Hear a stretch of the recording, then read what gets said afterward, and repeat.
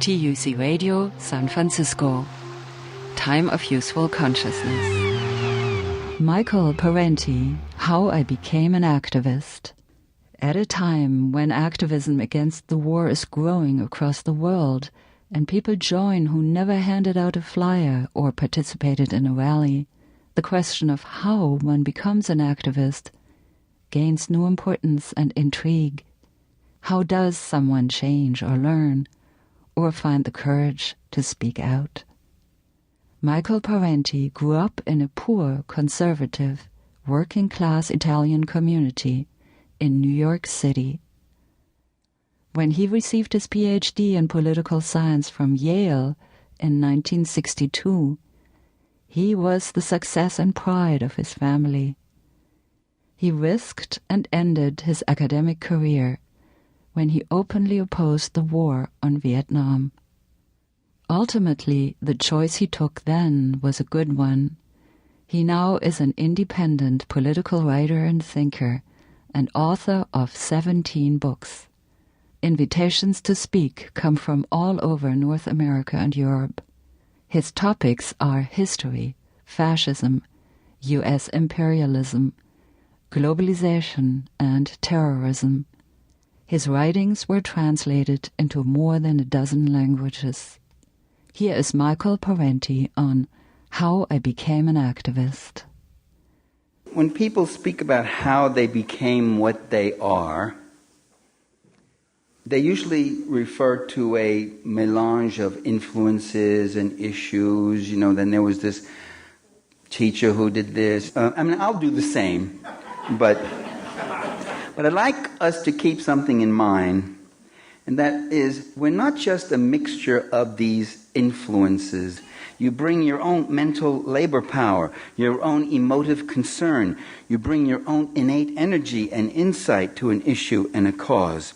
And this adds to our collective impact and our collective empowerment.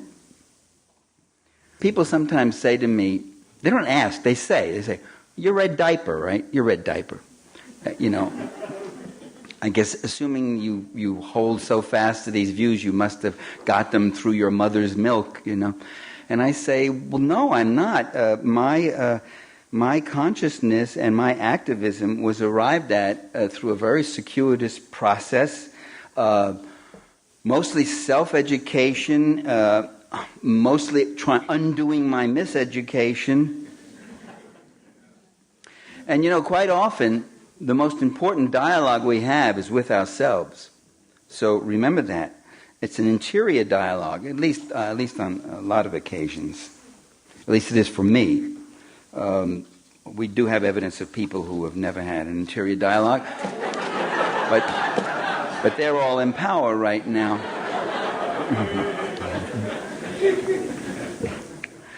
I always thought that red diaper babies are very lucky. I'll give you two examples of red diaper babies that I know. One of them is my son, Christian. The other red diaper baby I know, I think he's red diaper, is Ralph Nader. He says, my father, Ralph Nader's talking now, he says, my father, and I'm saying, hey, Ralph had a father. I just didn't think of him in those terms, but of course he had a father. He said, my father once said to me, Ralph, he said, capitalism doesn't fail because it always has socialism to bail it out. It's a very good insight. Namely, that means that, and you see it happening today, that the corporations have the bailouts of the collective wealth. They get in fact, bailouts. They're called bailouts when they're into a bankruptcy. They get tax write-offs. They get direct subsidies. They get research and development subsidies. They get export subsidies. They get loan guarantees. You can go on. I don't even have the list.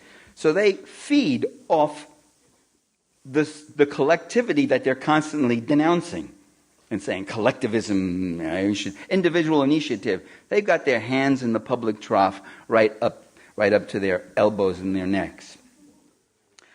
Now, in my home, my home was relatively politically impoverished. It was a blue-collar, Italian-American, working class, low income. We were really poor. Money was a constant problem and a concern, which itself is a political lesson that one kind of learns in one's gut, really. Not in this society, not that much in your head. I mean, there was some good knockdown, drag-out fights about Mussolini and the war. I remember those between my uncles and various people. And then there was the Depression and the poverty and the fear of that depression. But generally, it was a rather provincial existence. I mean, there was a candy store and the handball court and the backyards and the street. I was a street kid. I lived in the streets. I learned to fight. There were a lot of fist fights. We used to beat the brains out of each other. So when people ask me, well, how did you get from this neighborhood and how did you get all the way up to Yale? I always say, I didn't get all the way up to Yale. I don't think it was an ascent. It was, I got across to Yale. As I put it, I said, but I can sum it up in one word, and that's dogs. That is, my grandfather had a brown dog, and he named him Brownie. My Uncle Nick got a white dog, big fluffy white dog. He named him Whitey. And we got a dog that had spots on it, and everybody called him Spotty. And that was the level of imagination in my family. and that's when I knew I had to get the hell out and go to school.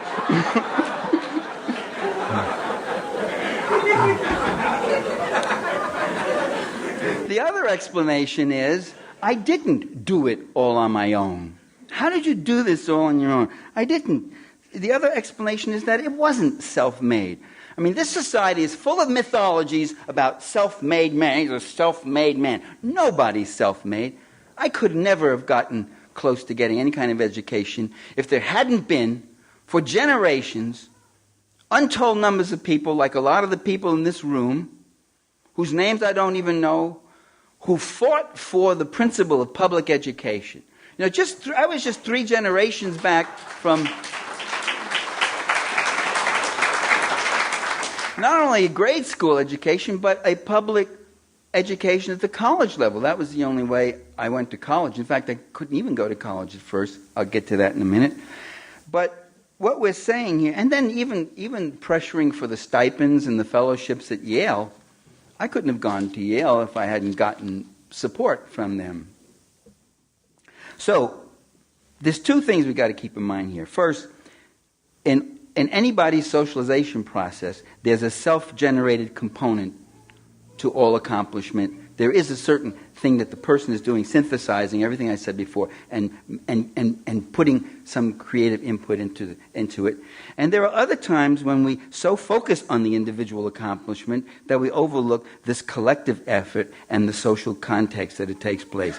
All individual human endeavor is also a collective social endeavor. When I was in high school, I began to get vaguely interested in politics, and I thought of myself as a Republican. I thought that would get a real laugh, but I guess it didn't. And that's because the only thing I read was the New York Daily News, which was a Republican right-wing rag, and the New York Journal-American, which was a Republican rag. I was very afraid that communism was going to be taking over the whole world. The very first presidential, politics in our house, I guess, was electoral, as it is in most houses. People start giving it attention when an election's coming around.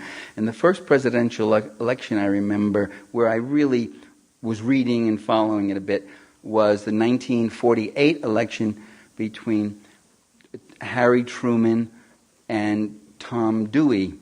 I remember one day my father just saying, it was just I and my mother sitting there. He said, Truman's finished. Truman, he's gotten kicked one side down the other. He's falling apart. He'll never get reelected. He's a loser. We might as well vote for Dewey, who's been governor of the state.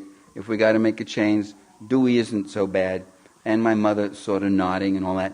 And then on election day, she came back from the polls and she took me aside and she said, Michael, she said, don't tell your daddy, but I voted for Truman. And I know what it was. Everybody predicted that Truman was going to lose, and hers was a compassion vote. My mother was very compassionate. She was afraid that maybe nobody in America would vote for Truman, and so she wanted to make sure that Truman got a vote, at least some votes. And so a little while later, I saw my father. I said, "Dad, who'd you vote for?" And he said, "Hey." I said, "I didn't know he was on the ballot." Pop, who'd you vote for? He said, the goddamn Republicans, if they get in, we'll have another depression. I voted for Truman. But don't tell your mother. So, you give a teenager this kind of weaponry? The very first chance I could, at dinner, when they were both sitting there, I told the both of them what they were done. And they sort of embarrassed grins and all that sort of thing. So that was my first memory of an election. The point I wanted to make there was, when Truman got reelected, I found myself, despite all my Republican reading, I found myself feeling very happy about that it wasn't Dewey.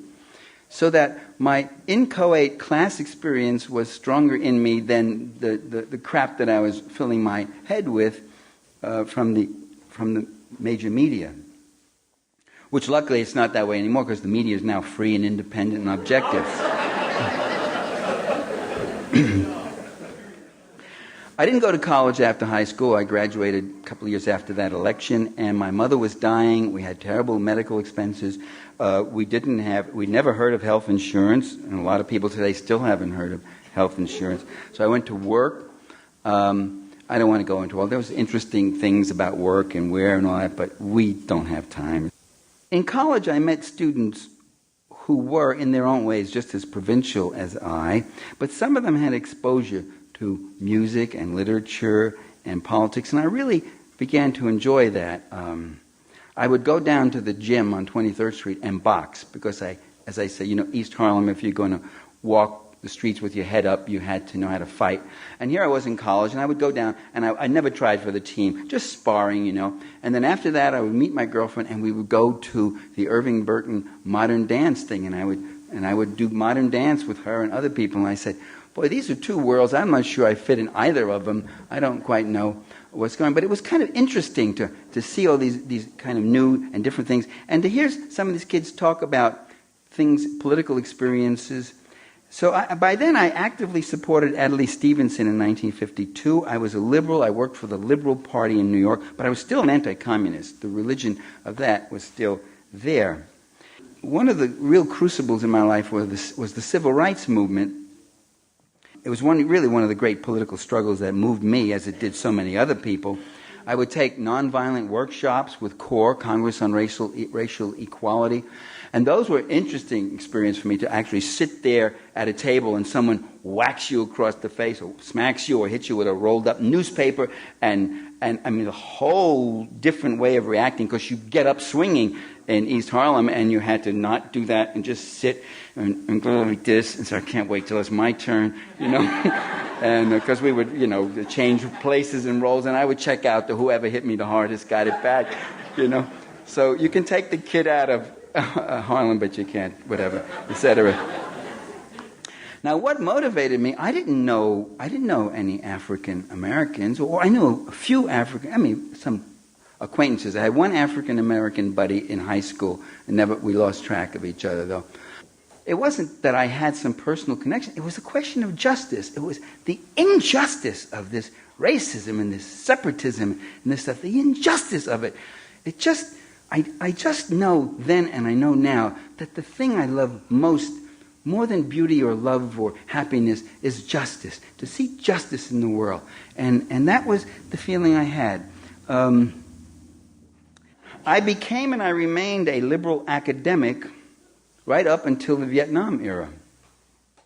I was active. By this time I was an activist. I had gone out on the Woolworths boycotts because they weren't hiring African American workers and trying to get people turned away. There was a number of things we did. Well, along with the civil rights movement and the anti-McCarthyism, I was right there at the height of McCarthyism, and we did fight all that stuff. Later on was the Vietnam War, and that became the other impact on me. I began to question the war. And then I began to question the leaders who produced this war. And then I began to question the system that produced these leaders. And that's when you cross the line and you say, what is this about? I demonstrated, I picketed, I blocked a draft board. Remember a draft board center in New Haven, Connecticut, and the police grabbed me and pulled me through this hallway. One cop holding me here, one cop here. The one holding me here had his club and he said, I'm going to kill you, you dirty communist bastard. I'm going to kill you. And the third cop was coming and hitting me in the stomach, with his club. And I suddenly appreciated all that training at the boys' club and at the city college downtown. We used to have a medicine ball for boxing, you slam it into your stomach, toughen up. And so I would do that every time he hit me. And so it wasn't too bad. But threw us in the paddy wagon, and I said, wow, it's good to really firsthand experience democracy in action, Yeah. During the Kent State days, we had huge demonstrations. People always think, I see all those documentaries on Berkeley or Madison, Wisconsin, or sometimes Columbia. There were schools all over the country where these things were happening. Even some of the same kinds of personalities of the student leaders or faculty leaders, protesters, whatever else. And the same kind of events, the police and this and that. And you couldn't predict it. It was a really remarkable, exciting time. All sorts of people. In Urbana, the fraternity guys were having special teachings against the war. The jocks, some of them were. It's a very interesting thing. You can't really predict. There's something about the people where they synthesize and electrify and mobilize each other and begin to do all sorts of things that weren't expected. It was in Champaign-Urbana where my academic career pretty much ended because I got beaten up by the police. We were blocking a driveway, and I mean badly beaten. I was hit, bloodied, my whole head covered. The state troopers had clubs like this that were about that thick, and they were coming down. And one of them, they were up on the side, and one of them came right down to hit me right here on the top of the head, which would have killed me. But someone else, another trooper, hit me on the side here. That tilted my head, so his blow hit the corner of my head. And I heard this guy in the jail say, if I had gotten a good first clean lick on that guy, he'd be a dead man now.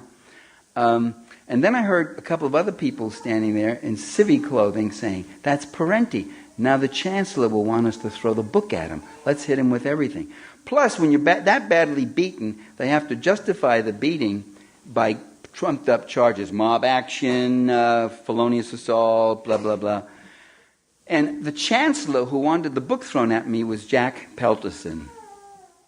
When I moved out here to Berkeley, the chancellor at Cal here was Jack Pelterson. I said, am I having a recurrent nightmare? What is this about? No. So I was found guilty. They brought in state troopers who said that I had punched out this state trooper who was 6'2", and so I was sentenced to 2 years in prison. What saved me was I got probation. I was already out of the state and teaching at the University of Vermont. There was a big flap there, and I'm not going to go into all the war stories, but there was a constant struggle and a constant fight. And what the system does is they attack ad hominemly. They attack the protesters. So they make the protester the issue rather than the things we're protesting. So to make that whole long story short, I've been kicked out of some of the best universities in America.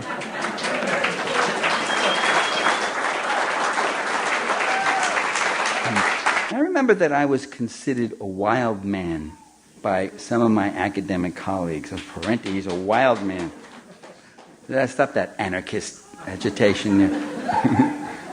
But it wasn't that I was so wild, it was that they were so tame, I think. I realized only in retrospect that I was becoming a Marxist without having read Marx. I would say things like, I think a lot of liberals are evading the whole issue of class power. There's class power, and that class power plays a role in foreign policy. That's what this is really an imperialistic kind of thing we're looking at. And people would say, that's Marx. Whoa, that's Marx. Or I'd say, I don't think the police are neutral. We always hear they're neutral, they support the law here and there. I don't think they're neutral at all. You look at strikes, the police are always defending the factory against the factory worker. Why don't they favor the factory worker against the factory owners? They go, whoa, that's Marx, isn't it? That's Marx, isn't it? And I say, I don't think racism is just an attitude that people learn. It's that too, but I think it's a social force that's used and instigated and mobilized to divide people, to divide the working class. Oh, that's Marx, isn't it? That's Marx, And so I started saying, this guy Marx must really be something. Whoa. Here I am knocking myself out to get an analysis, and they're giving him the credit all the time. And he's been dead for how long now? Well, as I say, I was considered a radical. I still am. But I don't think I'm so radical. It's that they're so conservative, all those other people. Right? What we do know is that there are left, progressive, supposedly literate intellectuals who do not see how much the dominant paradigm has seeped into their political consciousness like so much dry rot. And by the way, it's a constant struggle for all of us. All of us. We live in a political culture that is quite insidious, quite resourceful. It has propaganda, but it's not called propaganda. It has images that are paraded constantly. It has duplicity. And so we have to consciously arm ourselves against it. So, I was called a wild man. I was called extremist. Is it extremist? Let me ask you the question. To want peace and social justice?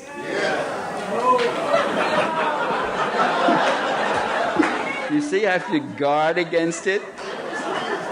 Some of you have to learn the English language again. The extremists are already in power. These guys are not conservatives. They are reactionaries. They are reactionaries. They are consciously... We learned that a conservative was someone who resisted change and wanted to keep his privileges and interests intact. A reactionary is someone who wanted to unturn all these things and go back to a yet more retrograde position. These guys are reactionaries. They want to bring us back to 1900. They want to destroy all the gains we made in the social net and human services. They want the conditions of labor. They want to destroy all that. They want everything for themselves. They are ruthless reactionaries, and they play for real, and for keeps. In 1992, I'm going to wind it down here.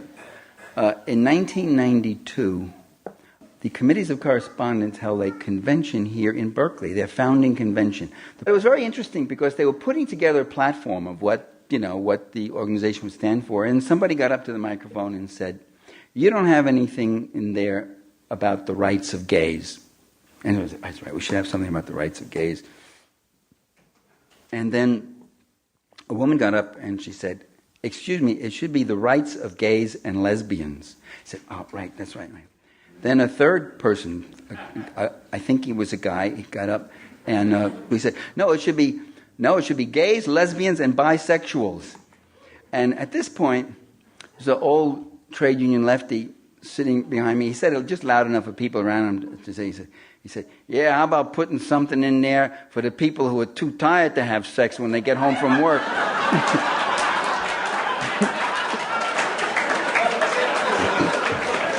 Ladies and gentlemen,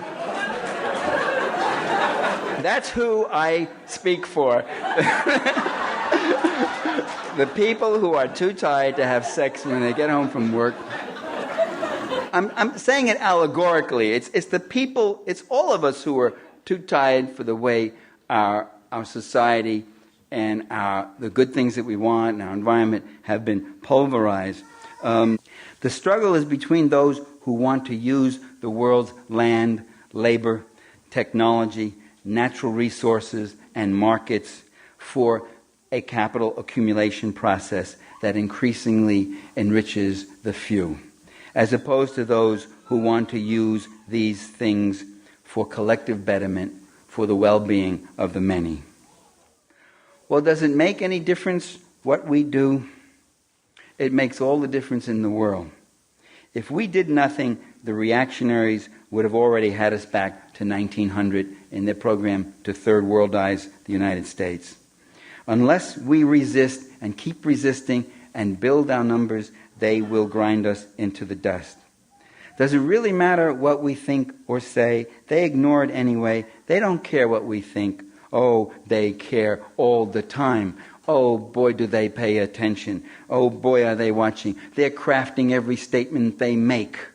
They're crafting and manipulating and watching all the time. They're surveilling and doing all that. They know that they stand on our shoulders, and if we ever give a collective shrug, they will be off. Ultimately, if we can change the minds of masses of people, there will be no armies for the ruling elites. There'll be no taxes. There'll be no instruments of repression. So we've got to keep fighting. I said to you I wouldn't have any Antonio Gramsci quotes, but I'll give you one because you've been such a nice crowd. Gramsci said, we must always have a pessimism of the mind, realize how tough and how bad things can be, but an optimism of the will. So let's have an optimism of the will, and thank you so much for your kind attention.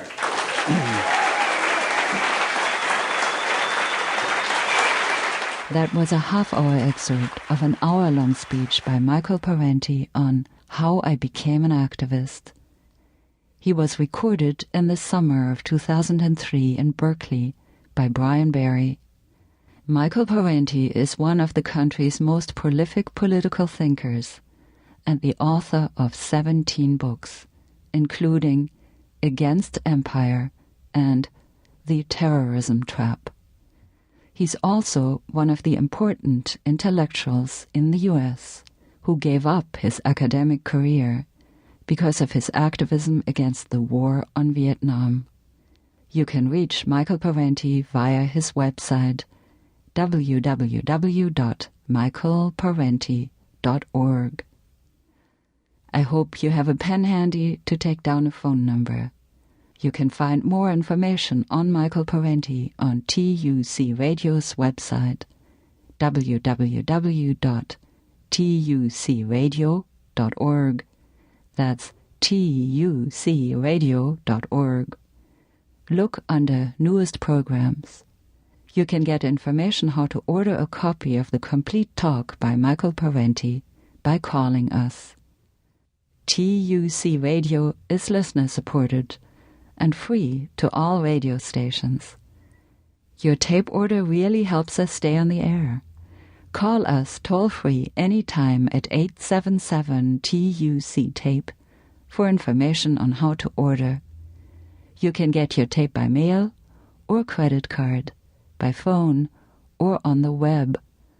Our toll-free phone number 877-TUC-TAPE translates into 877-882-8273. Time of useful consciousness is an aeronautical term. The time between the beginning of oxygen deficiency and the loss of consciousness. Time for the pilot to save the plane. My name is Morea Gelarden. Thank you for listening. Give us a call.